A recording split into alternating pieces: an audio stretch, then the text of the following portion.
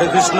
আজ সকল ভক্তবৃন্দদের দর্শন করুন। প্রচুর ভক্ত এসছে বেলপুকুর মদন গোপাল মন্দিরে একাদশী উপলক্ষে। তো আজ এসছে চৈতন্য মঠ থেকে হাজার হাজার ভক্তবৃন্দ।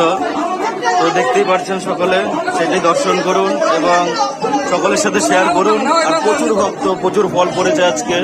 সব একাদশী সকল ভক্তদের ফল দেওয়া হচ্ছে বেলপুকুর মদন গোপাল মন্দিরের পক্ষ থেকে, সেটাও দেখানো হবে। আপনার দর্শন করুন এবং সকলের সাথে শেয়ার করুন।